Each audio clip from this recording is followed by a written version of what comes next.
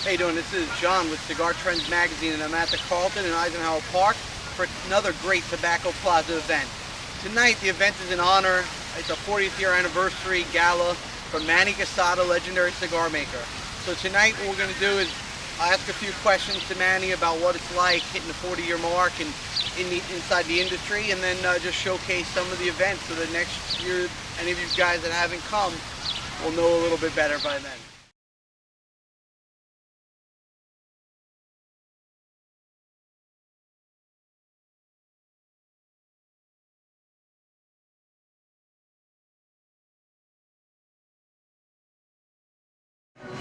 Okay, this is John with Cigar Trends Magazine. I'm here with Manolo Quesada, and we're at a Tobacco Plaza event in his honor for his 40th year anniversary in the cigar making industry.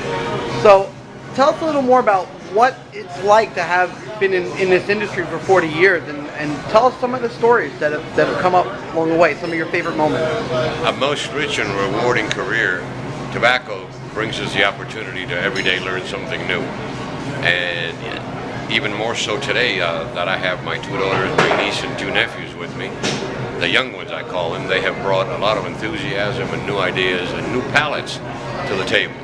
And even in the blending process, we now have different dimensions that weren't at my reach, because at my age, it was my palate dictating what was going to be made at the factory. Now we can have discussions in different directions with new tobacco strains that are coming into market as well. It's always been fun. Playing with tobacco is a most interesting career, and in tobacco you meet a lot of interesting people, you make a lot of friends, and every day is a rewarding experience. Every day is an adventure. Every day is just great.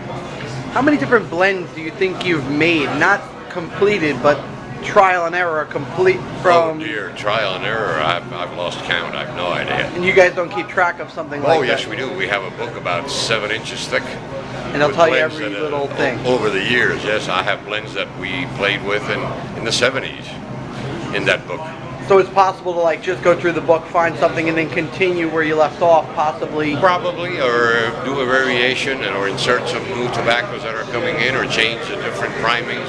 Instead of a Seco, let's put a Viso in and see what happens to that blend. The possibilities are not endless, but very, very wide. So what year did you know that you were going to be going for longevity? Did you see 40 years coming, or? We started in '74, that's why the 40 years, and the idea was to have something that would stay. We were creating brands, we were making Fonseca, which was already in the market, so we didn't think that this was going to be a flash in the pan. We went into it with thinking that we would do things for the future. And I am the fourth generation of the family. Well, the possibility of a fifth always existed, and lo and behold, here they are.